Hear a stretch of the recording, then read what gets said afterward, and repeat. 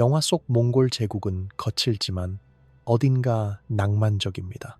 초원을 달리는 말, 활을 쏘는 전사들, 그리고 칭기즈칸이라는 위대한 정복자의 이야기.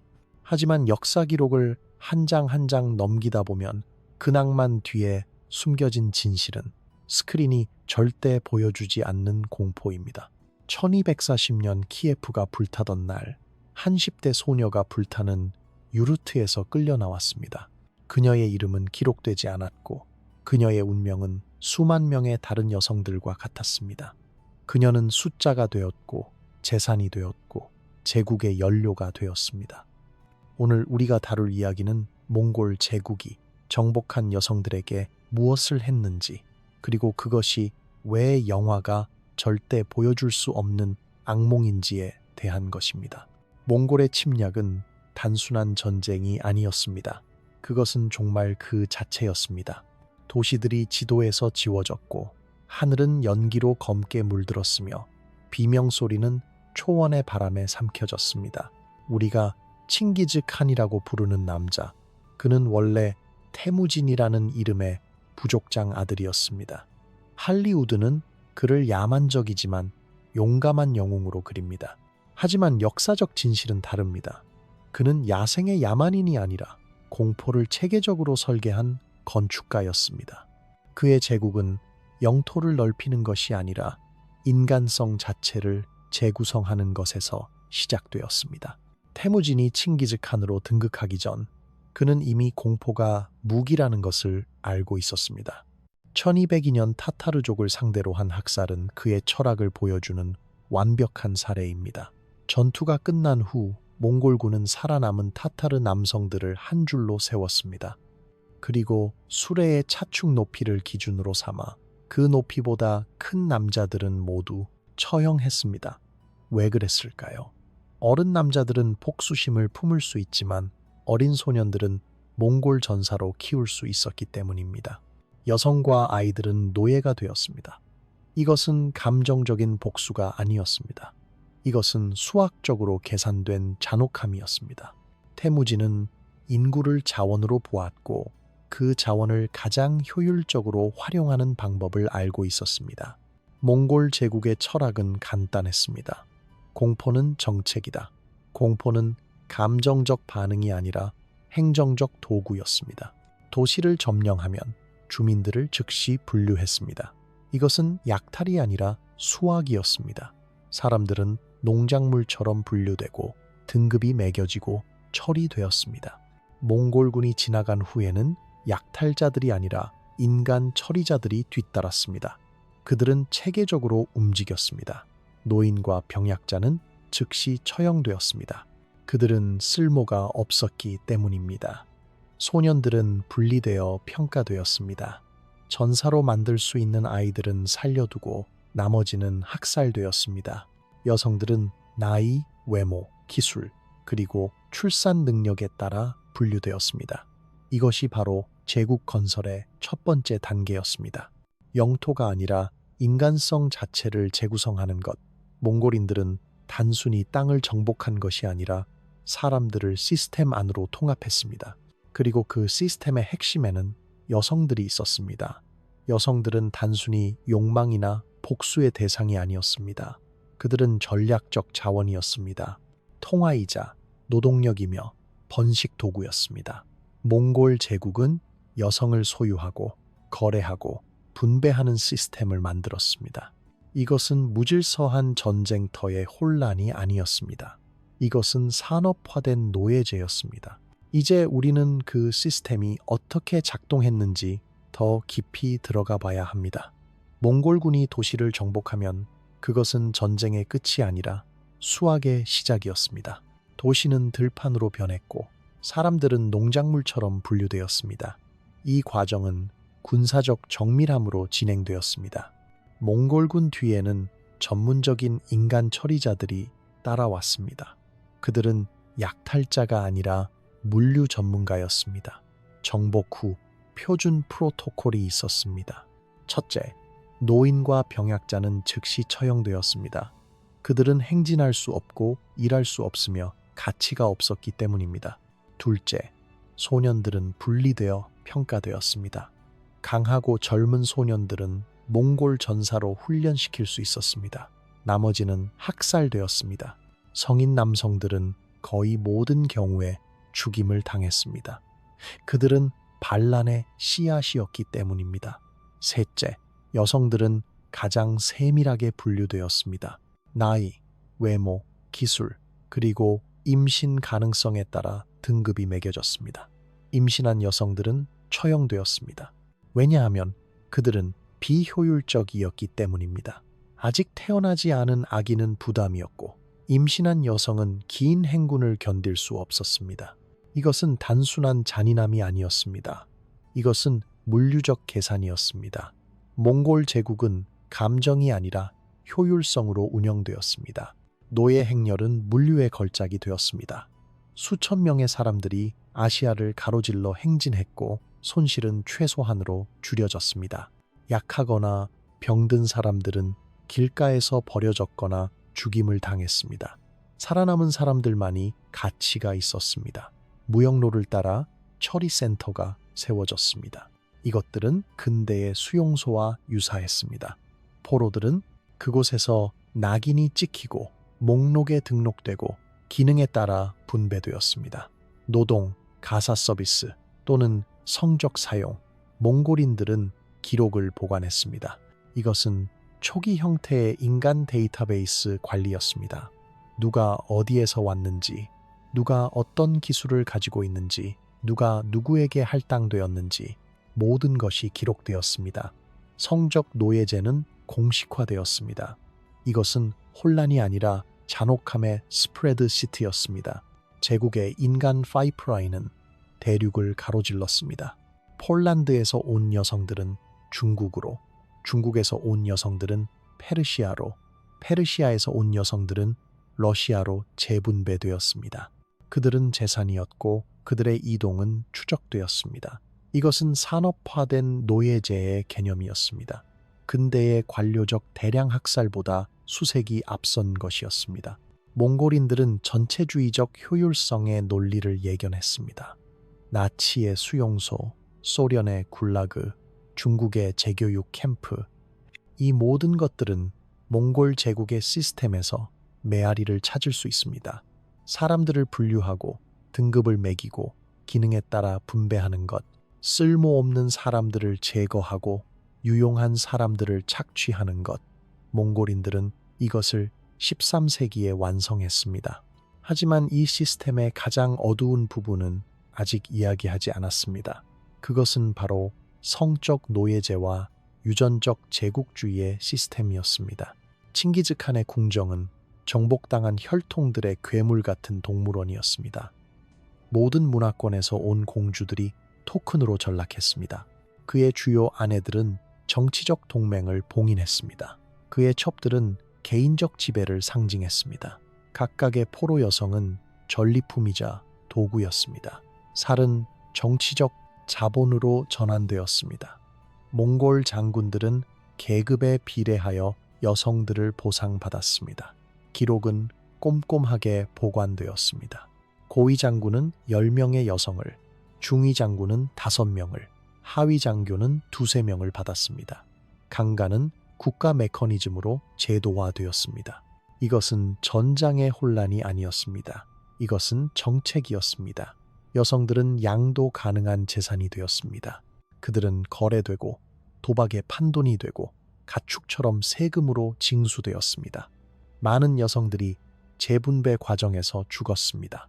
행진 중에 질병으로 또는 학대로 살아남은 사람들에게는 살아남는 것이 종종 죽음보다 더 나쁜 운명이었습니다. 그들은 낯선 땅으로 끌려가 낯선 언어를 배우도록 강요받고 낯선 남자들을 섬기도록 강요받았습니다. 그들의 정체성은 지워졌습니다. 그들의 이름은 바뀌었습니다. 그들의 과거는 말살되었습니다. 그리고 여기에 유전적 제국 건설이라는 개념이 등장합니다. 이것은 의도적인 번식이었습니다. 몽골인들은 혼혈 자손을 원했습니다. 왜냐하면 이 문화적 혼혈 행정관들은 점령을 안정화시킬 수 있었기 때문입니다. 몽골 아버지와 정복당한 어머니를 가진 아이들은 두 세계 사이에 존재했습니다. 그들은 노예도 아니고 시민도 아니었습니다. 그들은 도구였습니다. 그들은 통역사, 행정관, 그리고 중개자가 되었습니다.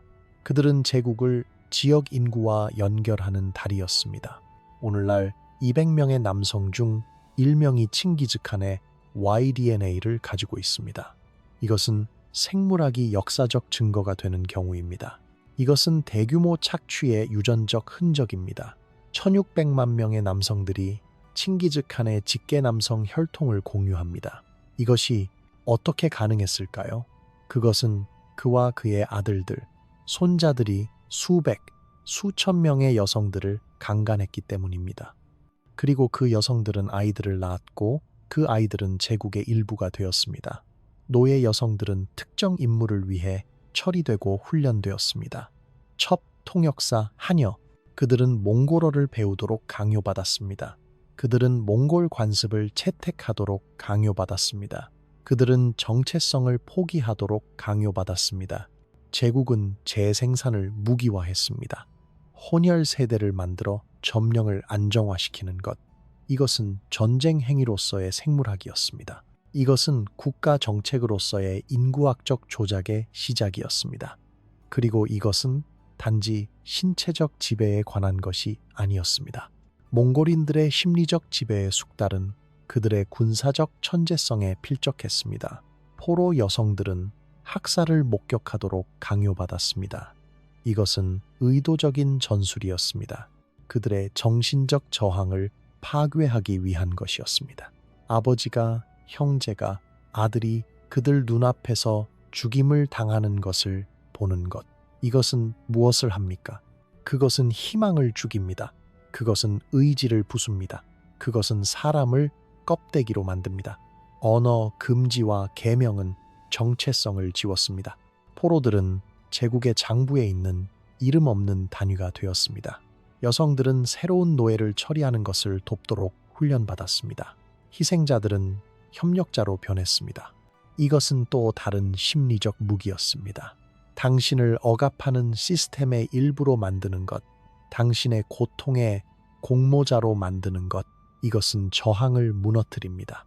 이것은 당신을 시스템에 묶습니다. 교대하는 공포와 보상을 통한 세뇌, 어느 날은 비단, 다음 날은 채찍질. 이것은 심리적 조작이었습니다. 포로들은 무엇을 기대해야 할지 결코 알 수 없었습니다. 이 불확실성은 그들을 순종적으로 만들었습니다. 그들은 처벌을 피하고 보상을 얻으려고 노력했습니다. 그들은 시스템의 규칙을 배웠습니다. 그들은 적응했습니다. 그리고 그 적응 속에서 그들은 무언가를 잃었습니다. 그들은 자신의 일부를 잃었습니다. 종교적 관용은 무기화되었습니다. 포로들은 예배할 수 있었지만 복종을 강화하는 조건 하에서만 가능했습니다. 당신은 기도할 수 있지만 몽골 통치에 도전해서는 안 됩니다. 당신은 신을 숭배할 수 있지만 칸이 최고의 권위입니다. 이것은 통제의 환상이었습니다. 포로들에게 작은 자유를 주지만 실제 권력은 주지 않는 것. 부서진 협력자는 현대 정보원이나 세뇌된 주체의 원형이었습니다. 강간으로 태어난 아이들은 문화적 중개자가 되었습니다. 그들은 노예도 시민도 아니었고 통제 도구로 사용되었습니다. 몽골족거나 비몽골인은 인간 이하로 여겨졌습니다.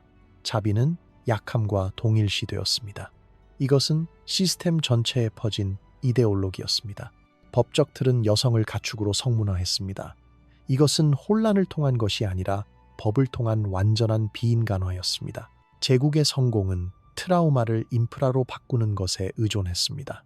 두려움은 행정적 연료가 되었습니다. 이것은 확장된 통찰력입니다. 스탈린, 히틀러, 폴포트와의 유사점이 그려집니다. 몽골 모델은 미래 전체주의의 심리적 템플릿이었습니다. 사람들을 기계로 바꾸는 방법, 이것이 몽골인들이 마스터한 것입니다.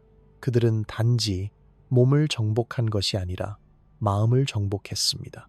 그들은 정체성을 지우고 의지를 부수고 사람들을 시스템에 통합했습니다. 그리고 그 시스템은 세대를 거쳐 지속되었습니다. 이제 우리는 제국이 무너진 후 무슨 일이 일어났는지 살펴봐야 합니다. 14세기에 몽골 제국이 무너졌을 때 노예제는 해체되지 않았습니다. 그것은 프랜차이즈되었습니다. 골든 호드, 일한국, 원나라와 같은 후계 국가들은 인신매매를 계속했습니다.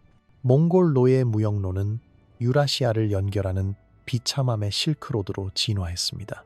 유럽에서 중국까지 문화적 멸종이 일어났습니다. 언어가 지워지고 전통이 희석되고 가족 구조가 산산조각 났습니다. 혼혈 인구는 중산층으로 사용되었습니다. 폭력의 산물이 안정의 대리인이 되었습니다. 세대적 트라우마는 유라시아 전역의 민속과 집단 기억에 새겨졌습니다. 이것은 단순히 역사가 아니었습니다. 이것은 살아있는 유산이었습니다. 유전적 유산은 측정 가능합니다. 미토콘드리아 DNA는 대륙을 가로지른 목의 고통을 추적합니다. 과학자들은 유전자를 통해 이동 패턴을 추적할 수 있습니다. 그들은 폴란드 여성의 후손이 중앙아시아에 있고 중국 여성의 후손이 러시아에 있다는 것을 볼 수 있습니다. DNA는 침묵하는 증인입니다. 그것은 말할 수 없는 이야기를 전합니다. 영적 왜곡이 지속되었습니다. 정복당한 민족들은 몽골 같은 숙명론을 채택했습니다. 저항은 무의미하다는 생각, 권력은 절대적이라는 생각. 이것은 문화적 트라우마였습니다. 그것은 세대를 거쳐 전해졌습니다. 할머니에서 어머니로, 어머니에서 딸로, 침묵 속에서, 이야기 속에서, 민속 속에서 몽골인들은 정체성을 조작할 수 있다는 것을 증명했습니다. 국가는 심리적으로 다시 쓰여질 수 있습니다. 이것은 무서운 교훈이었습니다. 그리고 그것은 반향을 일으켰습니다. 소련 추방, 나치 우생학, 제국주의 식민화. 이 모든 것들은 몽골 플레이북의 메아리입니다. 사람들을 재배치하고 정체성을 지우고 새로운 질서를 부과하는 것. 제국의 효율성은 그 깃발보다 오래 살았습니다. 시스템은 유라시아의 DNA 속에서 살아남았습니다. 이것은 감정적 톤이 잊혀지지 않고 애도하는 것입니다.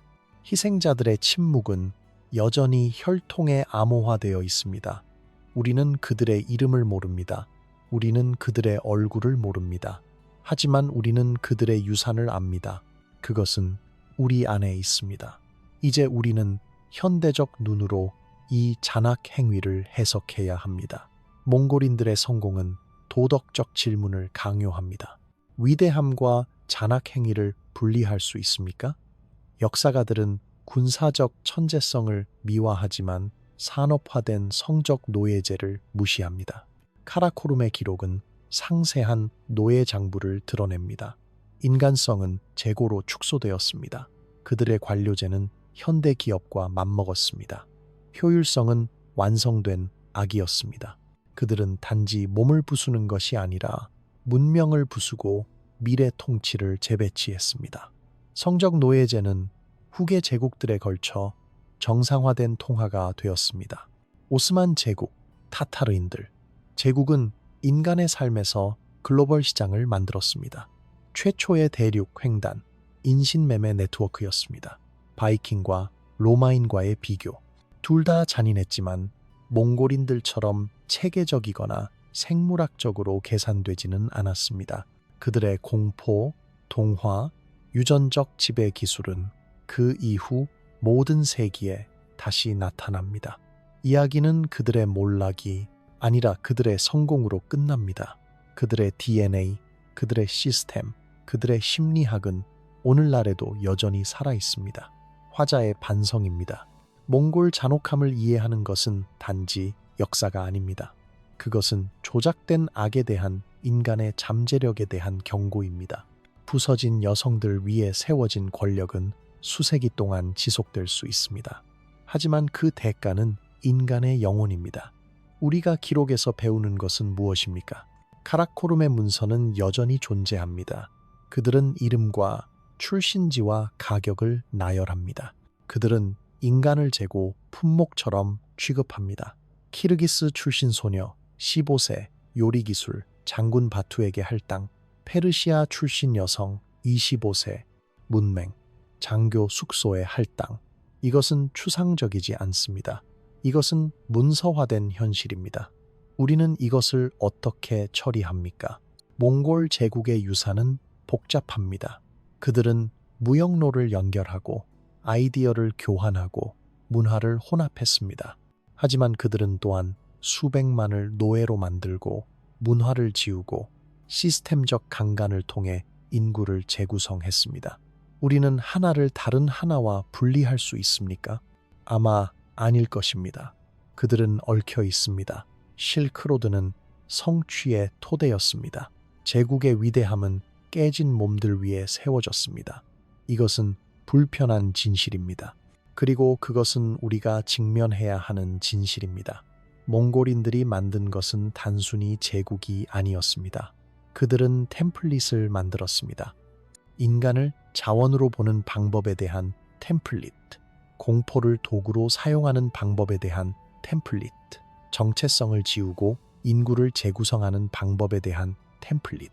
이 템플릿은 사라지지 않았습니다. 그것은 진화했습니다. 우리는 15세기 오스만 제국의 데부시름의 시스템에서 그것을 봅니다. 기독교 소년들을 가족에게서 빼앗아 무슬림 전사로 키우는 것. 우리는 대서양 노예 무역에서 그것을 봅니다. 사람들을 분류하고 등급을 매기고 상품으로 판매하는 것. 우리는 식민지 시대의 위안부 시스템에서 그것을 봅니다. 여성들을 군대의 재산으로 체계적으로 조달하는 것. 우리는 20세기 대량 학살에서 그것을 봅니다. 나치는 사람들을 분류하고 처리했습니다. 소련은 전체 민족을 추방했습니다. 중국은 인구를 재교육하고 재구성했습니다. 몽골 모델의 메아리는 계속 울립니다. 이것은 몽골인들이 특별히 악했다고 말하는 것이 아닙니다. 이것은 그들이 효율적이었다고 말하는 것입니다. 그들은 권력의 메커니즘을 이해했습니다. 그리고 그들은 그것을 완벽에 가깝게 실행했습니다. 그들의 시스템은 너무 효과적이어서 후대가 그것을 연구하고 적응하고 복제했습니다. 이것이 진짜 유산입니다.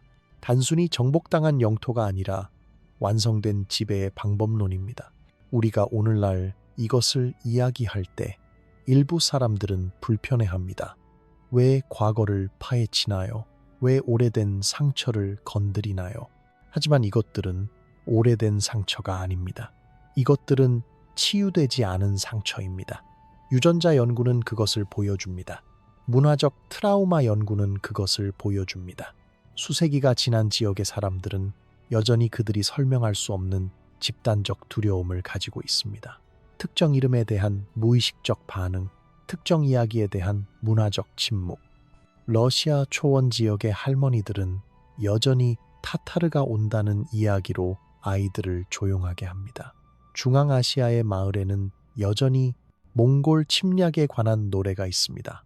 이란의 시는 여전히 몽골의 재앙을 언급합니다. 이것은 살아있는 기억이 아니지만 살아있는 유산입니다. 그것은 문화의 DNA에 암호화되어 있습니다. 그리고 여성의 이야기는 그들은 대부분 침묵합니다. 역사는 정복자들에 의해 쓰여졌고 정복자들은 그들의 희생자들에게 목소리를 주지 않았습니다. 우리는 몇 가지 단편을 가지고 있습니다. 페르시아 역사가 주바이니는 여성들이 양떼처럼 몰려갔다고 썼습니다. 중국 연대기는 황실 여성들이 몽골 장막으로 보내졌다고 기록합니다. 러시아 서사시는 카펫에 쌓인 공주들을 언급합니다. 그것이 전부입니다.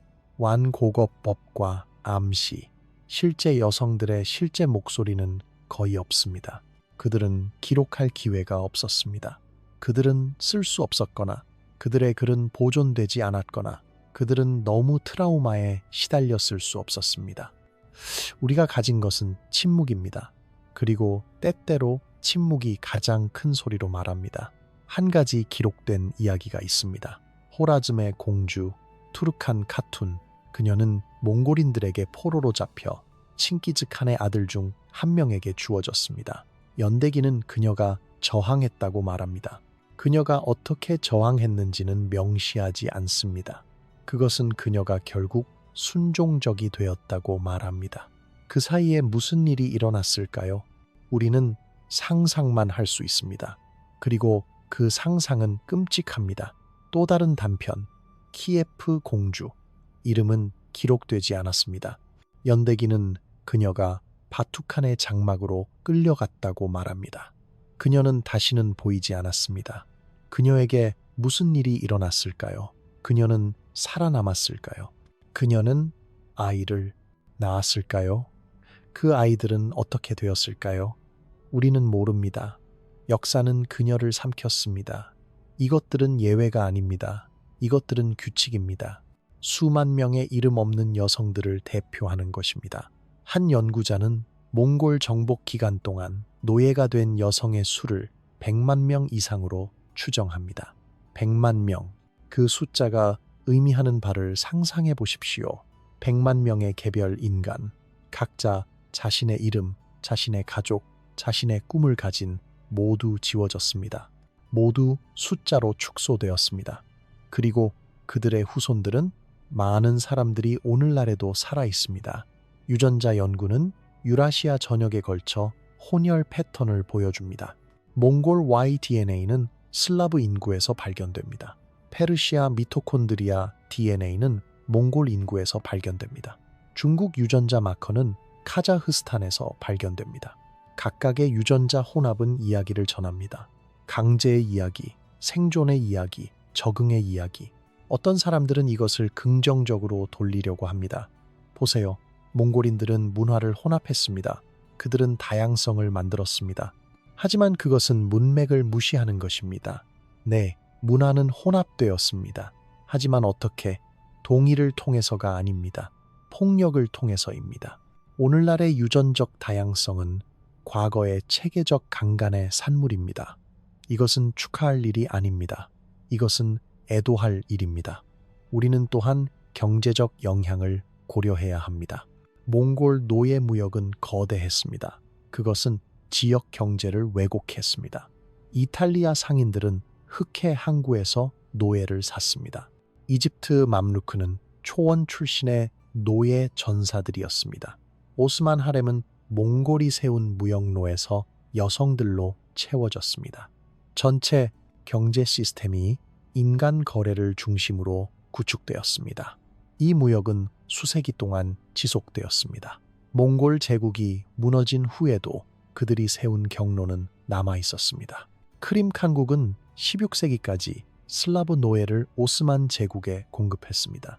중앙아시아 한국들은 19세기까지 페르시아와 인도로 노예를 수출했습니다. 몽골 유산은 지속되었습니다. 그리고 우리는 심리적 유산도 있습니다. 몽골 침략은 문화적 심리에 깊은 흔적을 남겼습니다. 러시아 정체성은 부분적으로 타타르 멍에에 대한 저항으로 형성되었습니다. 페르시아 민족주의는 부분적으로 몽골 재앙에 대한 반응이었습니다. 중국 명나라는 부분적으로 몽골 원나라에 대한 반란으로 세워졌습니다. 정복은 정복당한 사람들이 자신을 보는 방식을 바꿨습니다. 그리고 여성의 경우 유산은 특히 어둡습니다. 많은 문화권에서 몽골 침략은 여성의 명예에 대한 집착을 증가시켰습니다. 왜냐하면 너무 많은 여성들이 강간당했기 때문에 순결이 집착이 되었습니다. 어떤 사회에서는 몽골인들에 의해 포로로 잡혔던 여성들이 돌아온 후 거부당했습니다. 그들은 더럽혀진 것으로 여겨졌습니다. 희생자들이 수치를 당했습니다. 이것은 또 다른 폭력 계층이었습니다. 첫째, 정복 자체의 트라우마. 둘째, 노예제와 학대. 셋째, 그들 자신의 사회에 의한 거부. 살아남은 여성들은 종종 어디에도 속하지 못했습니다. 그들은 집으로 돌아갈 수 없었고 포로로 남아있기를 원하지 않았습니다. 그들은 림보에 갇혔습니다. 일부는 새로운 정체성을 만들었습니다. 그들은 혼혈 공동체를 형성했습니다. 그들은 새로운 언어를 말하고 새로운 관습을 실천하고 새로운 신을 숭배했습니다. 그들은 적응했습니다. 하지만 그 적응은 선택이 아니었습니다. 그것은 생존이었습니다. 그리고 그 생존에는 대가가 있었습니다. 우리가 오늘날 이것을 이야기할 때 우리는 조심해야 합니다. 우리는 희생자들을 단순한 희생자로 축소하고 싶지 않습니다. 그들은 그 이상이었습니다. 그들은 사람들이었습니다. 그들은 주체성, 저항, 생존 전략을 가지고 있었습니다. 어떤 사람들은 자살로 저항했습니다. 어떤 사람들은 탈출을 시도했습니다. 어떤 사람들은 포로로 잡은 사람들 내에서 권력을 찾았습니다. 몽골 궁정에서 권력 있는 위치로 올라간 포로 여성들의 기록이 있습니다. 그들은 조언자, 외교관, 심지어 섭정이 되었습니다. 그들은 시스템을 이용했습니다. 그들은 살아남았습니다. 어떤 사람들은 번영하기까지 했습니다. 하지만 그들의 성공조차도 폭력의 맥락에서 나왔다는 것을 기억해야 합니다. 그들은 자유롭게 선택하지 않았습니다. 그들은 주어진 제약 내에서 최선을 다했습니다. 그리고 대다수는 권력을 찾지 못했습니다. 대다수는 익명으로 고통받고 죽었습니다. 그들의 이야기는 기록되지 않았습니다. 그들의 이름은 잊혀졌습니다. 그들이 남긴 것은 유전자 흔적과 문화적 기억의 희미한 메아리뿐입니다. 이것이 우리가 기억해야 하는 것입니다. 영화가 우리에게 몽골 제국의 광채를 보여줄 때 우리는 그 광채가 무엇 위에 세워졌는지 물어야 합니다. 역사가들이 몽골의 군사적 천재성을 칭찬할 때 우리는 그 천재성의 대가가 무엇이었는지 물어야 합니다. 우리가 칭기즈칸의 DNA가 수백만 명에게 퍼져 있다는 것을 읽을 때 우리는 그것이 어떻게 거기에 도달했는지 기억해야 합니다. 이것은 몽골인들을 악마화하는 것이 아닙니다. 이것은 진실을 말하는 것입니다. 그들은 그들의 시대의 산물이었습니다. 중세는 잔인했습니다. 모든 제국은 폭력으로 세워졌습니다. 하지만 몽골인들은 그 폭력을 전례 없는 규모로 체계화했습니다. 그들은 정복을 과학으로 만들었습니다. 그리고 그 과학의 핵심에는 인간의 몸, 특히 여성의 몸에 대한 체계적 착취가 있었습니다. 오늘날 우리는 인신매매, 성적 노예제, 대량 학살에 관해 이야기합니다. 우리는 이것들을 현대적 악으로 취급합니다. 하지만 그것들은 새로운 것이 아닙니다. 몽골인들은 그것들을 실행했습니다. 그리고 그들만이 아닙니다. 역사는 이러한 패턴으로 가득합니다. 로마인, 바이킹, 아랍인, 유럽 식민지 개척자들, 각각은 자신만의 버전의 체계적 폭력을 가지고 있었습니다. 차이점은 무엇입니까? 규모와 효율성입니다. 몽골인들은 그것을 산업 수준으로 만들었습니다. 그들은 인간 착취의 인프라를 만들었습니다. 그리고 그 인프라는 그들보다 오래 살았습니다. 그것은 후속 제국들을 위한 템플릿이 되었습니다. 이것이 우리가 이 역사와 씨름해야 하는 이유입니다. 편안하지 않기 때문이 아닙니다. 그것이 필요하기 때문입니다. 우리가 체계적 폭력이 어떻게 작동하는지 이해하지 못한다면 우리는 그것이 반복되는 것을 막을 수 없습니다. 그리고 그것은 반복됩니다. 계속해서 다른 이름으로, 다른 깃발 아래, 하지만 같은 기본 메커니즘으로 르완다, 대량 학살, 보스니아, 강간, 수용소, ISIS의 야지디 여성 노예화, 미얀마의 로힝야 여성에 대한 체계적 폭력, 이것들은 현대의 메아리입니다. 규모는 더 작을 수 있지만 논리는 같습니다. 공포를 도구로 사용하는 것, 여성을 무기로 사용하는 것, 인구를 재구성하기 위해 폭력을 사용하는 것. 몽골 제국은 우리에게 이러한 시스템이 얼마나 효율적일 수 있는지 보여줍니다. 그리고 그들이 얼마나 오래 지속될 수 있는지 수세기 후에도 유산은 남아 있습니다. 유전자에서, 문화에서, 집단 기억에서 상처는 치유되지 않았습니다. 그들은 단지 흉터가 되었을 뿐입니다. 그렇다면 우리는 이것으로 무엇을 합니까?